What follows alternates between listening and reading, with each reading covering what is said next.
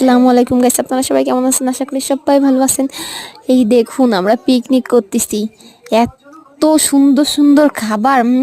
এখনো আমার মানে লোল করতেছে খাবারগুলো দেখে।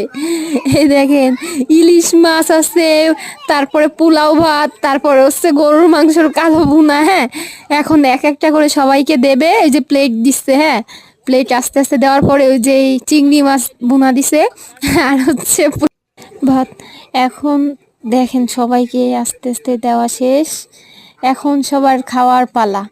খাওয়ার পরে গাইস এমন সুন্দর একটা এন্ট্রি দেবে আপনাদের, আপনারা দেখলে আপনাদের মাথা নষ্ট হয়ে যাবে। ওই দেখেন একজন খাইছে, খায়ে মানে এত স্বাদ হয়েছে যে দেখাচ্ছে।